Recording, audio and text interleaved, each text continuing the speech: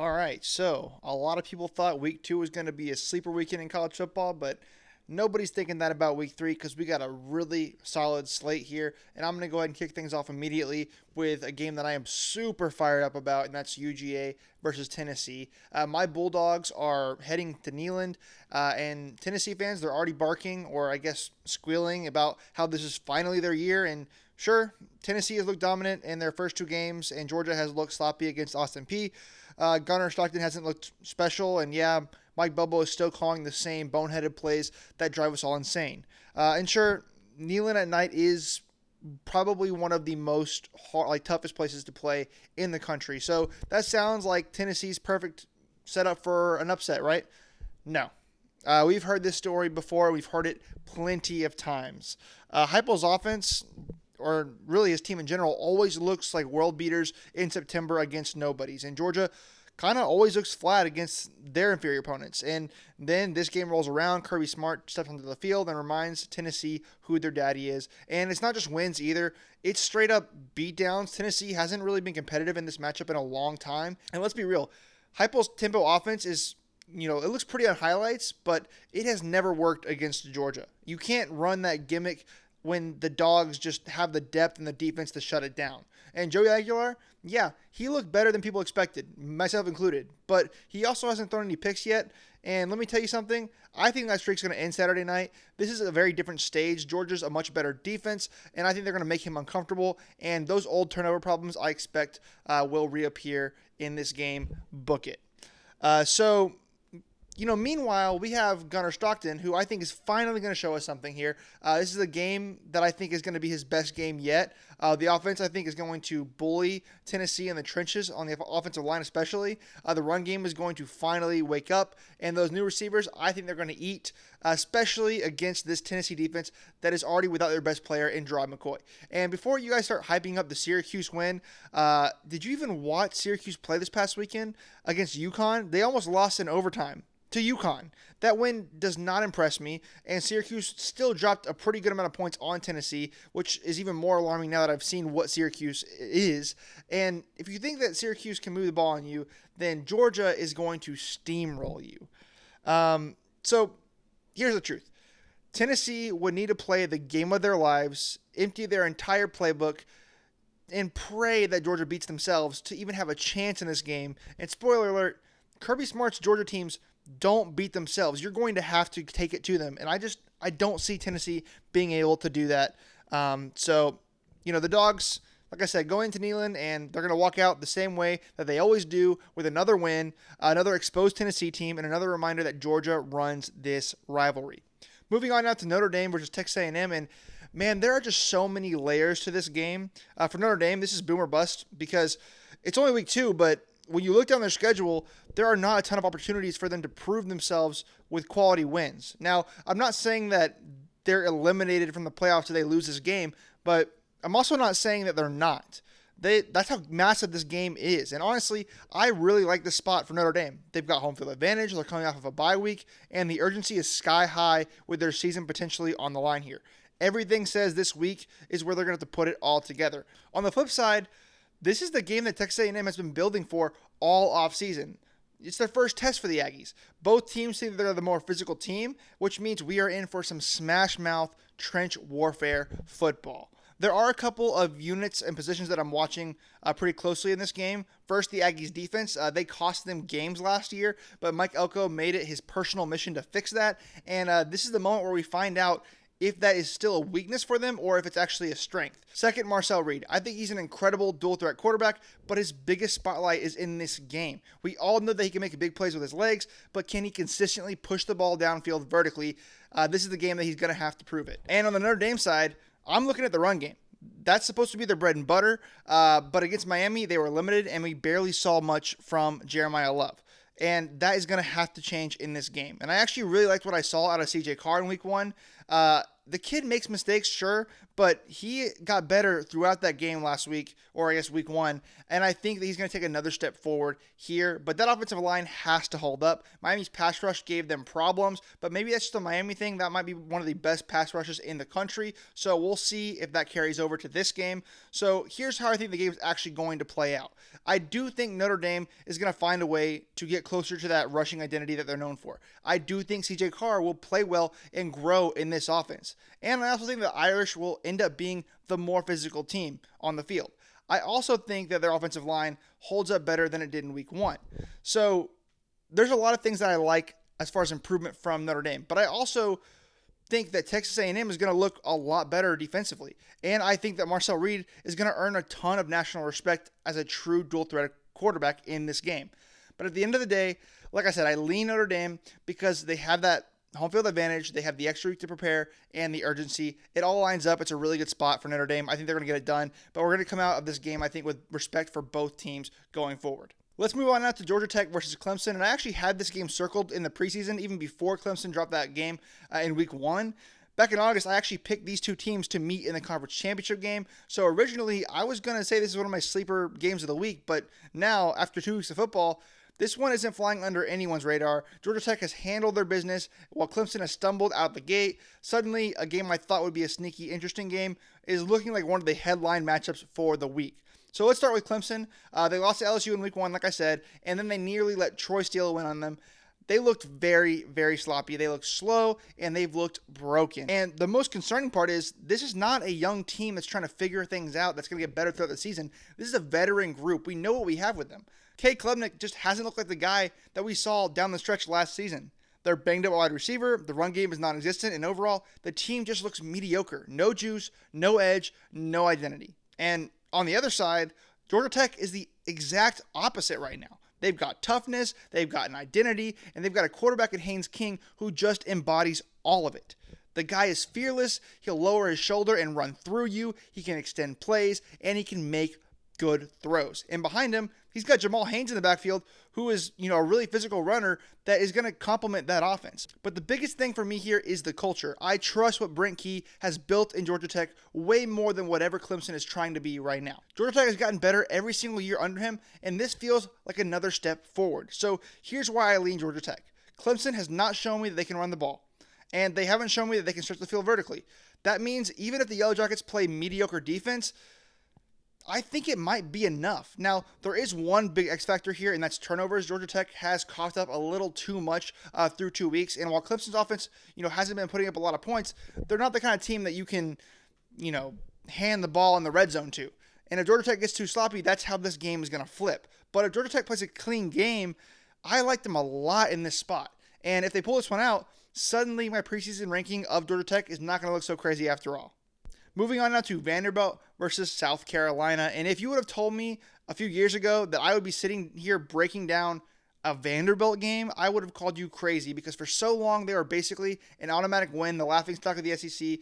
It's not even a real game worth breaking down normally. But times have changed. Clark Lee came in, brought in Diego Pavia and a few other guys, and suddenly Vanderbilt, just dared to compete in the SEC, and it's not just competing. They have been able to take down some of the giants, and the scary part is nobody's overlooking them anymore.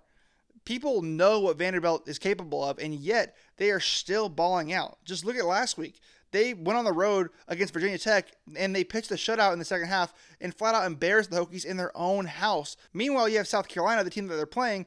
They had to claw, scratch, and rely on special teams magic just to squeak by on a neutral field against that same opponent. And I get it. College football is all about matchups. But when I look at South Carolina, I just don't see a group that gives me reason to believe. Yeah, they won this game emphatically last year, but that was with better receivers, a better running back, and a more complete defense. Right now, through 2 games, they look disjointed. They've struggled to establish an identity on offense, and they've leaned way too heavily on special teams to survive. Now, don't get me wrong, Lenore Sellers is a baller. He's the type of guy who can put the team on his back and just will the team to a win. But here's the problem. I feel the exact same way about Diego Pavia. He is just as dangerous. He's got that, I'm not scared of your logo type of energy that makes Vanderbilt dangerous in every single game that they play. And sure, this one is in Columbia. That's a really tough environment to play in. But just like I said with my Georgia Tech and Clemson preview, I trust the identity and culture of Vanderbilt more than what I'm seeing out of South Carolina right now. And the truth is, Vanderbilt has gotten better since last season. At least I think they have. While South Carolina looks to me to have taken a step back.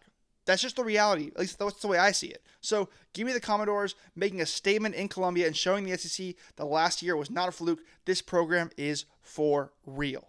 Now let's talk about LSU versus Florida. This game had a lot of juice in the preseason, but kind of lost a little bit here after last week. Florida's heading into Death Valley, and the real Death Valley, as LSU reminded everybody in week 1. And man, it does not really get any tougher than a night game in Baton Rouge. And the Gators, like I said, they're coming off of a loss to USF where they look flat, lifeless, and frankly dead in the water. And on the surface, that screams like an easy win for LSU. But I'm going to pump the brakes just for a second. I actually think we're going to see a completely different version of Florida in this game. Why?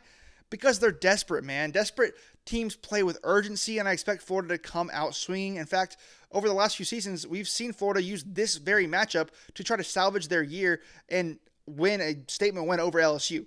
But here's the reality. I just don't think that their best is going to be good enough in this game. LSU was not flawless last week against Louisiana Tech, but I've just got a lot of faith in this team. They've addressed so many of the issues that haunted them in the past seasons, and this game sets up perfectly for them to prove once again that they're the real deal and not the same team that they were last year or the year before that would drop a game like this. Not only do you get this game at home at night in Death Valley, but this LSU team and this fan base has not forgotten what Florida has done to them over the past few years. They will have LSU's full attention in this game. And even if DJ Lagway finally shows up in this marquee game, I still think Blake Baker's defense is going to be ready. This is not USF. This is LSU. They have depth, they have talent, they have versatility across the board. They can pressure you from everywhere, disguise coverages, and force you into mistakes. And on the flip side, Florida's defense is going to have their hands full. Garrett Nussmeier has weapons everywhere. The ground game looks improved under Caden Durham, and the LSU receivers can win one-on-one matchups all night long. Pick your poison. Now, to be fair, Florida should have some built-in advantages on paper, because on paper, their talent profile gives them edges in the trenches. But that's the problem. It's only on paper. Through 2 games, the talent has not translated into execution, and I'm supposed to believe that it suddenly clicks in Death Valley? Not a chance. So the biggest difference here is that LSU can win in more ways than Florida can in this game. If it's a shootout, I'm taking Nussmeier. If Florida forces LSU to run, no problem. Just lean on the run game and make the Gators respect it. And if Florida sells out for the run, well, we've already seen LSU win plenty of games slinging the ball. Bottom line, LSU is the better team with the better staff and is in the better spot. Florida might come out swinging, but LSU has just too many counters, too much depth, and too much firepower. So I am confidently rolling with the Tigers to take care of business under the lights in Death Valley. All right, now let's talk about Ole Miss versus Arkansas. And the Rebels did not look as sharp as we expected them to last week in Lexington, but they still walked away with the win. And now they return home to host Taylon Green and the Arkansas Razorbacks. But the problem is, I really don't know who Arkansas is yet. We know Taylon Green is a quarterback that is, very athletic. We know he can make some high level plays, but that's really all we know about the whole team. This is a team that had inconsistent written all over them in the preseason, and you weren't going to see that show up against their early opponents. Week 1 and 2 just doesn't give you a real read, but this game definitely will. But Ole Miss has not been perfect so far. Austin Simmons looked rough at times versus Kentucky, and I still trust the Rebels, though. They've got Quan Lacey, a running back that you can really lean on if Simmons is shaky. They've got a coaching edge with Lane Kiffin, and they've got the defensive advantage, at least on paper. So while Arkansas could absolutely come out and surprise us, I'm not picking against Ole Miss in Oxford. Time will tell us more about the Razorbacks in this one, but I'm trusting the Rebels to take care of business at home. And now we get to talk about Duke versus Tulane. Darian Mensah is bringing the Blue Devils back to New Orleans with him for a reunion with his former team, Tulane. And this game, I suspect a lot of people won't watch, but wish that they would have. Tulane has been one of the consistently best G5 teams in the country the past few years, and you just do not want to see the Green Wave on your schedule because they play like a power conference team. Heck, they already obliterated Northwestern in week 1. And I think a lot of people are going to pick Tulane in this game because of what Duke looked like last week. That final score probably scared a lot of people off of Duke. But I actually am picking Duke in this game because that score last week was predicated on a very lopsided turnover battle that I don't expect to see in this game. I just don't expect them to give up as many turnovers. But if they do, then Tulane is more than good enough to capitalize on that and win this game. Heck, they may be even good enough to win this game without that. So who knows? But I think that if you can remove turnovers, Duke performed well enough in this game against Illinois last week to warrant my confidence in this game. Their defensive line limited the run for Illinois, and I think that they can do the same thing here. And their offense was pretty effective when Mensah wasn't overthrowing all of his receivers by a mile. Now, Luke Altmyer was able to throw all over Duke's secondary, so there are plays to be had in the pass game, but I'm not sure if the style of play from Retzlaff will be conducive enough to exposing them any further. So give me the Blue Devils in this game. I'm just going to have to cross my fingers and presume that they can clean up the mistakes and turnovers, but I don't think it's too tall of a task for Duke.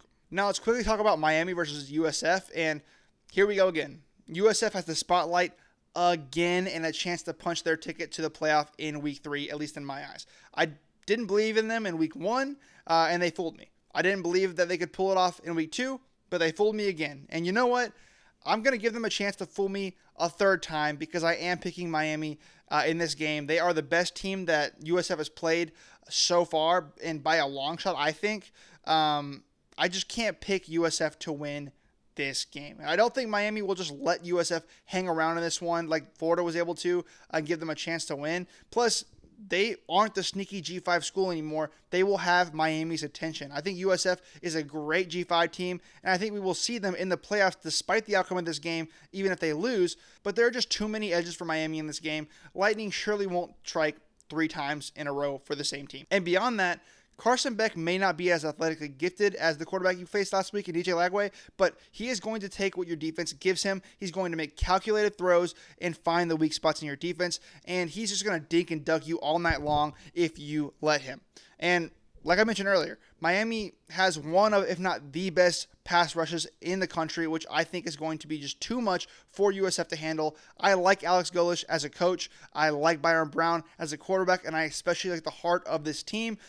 But I think it's just too much of a tall task for USF to get it done here. All right, so I got 2 more games to break down. I'm not going to do a full breakdown because they're not really worth breaking down, but let's start with Alabama versus Wisconsin. And I don't care how good Alabama looked in Week 1 against UL Monroe.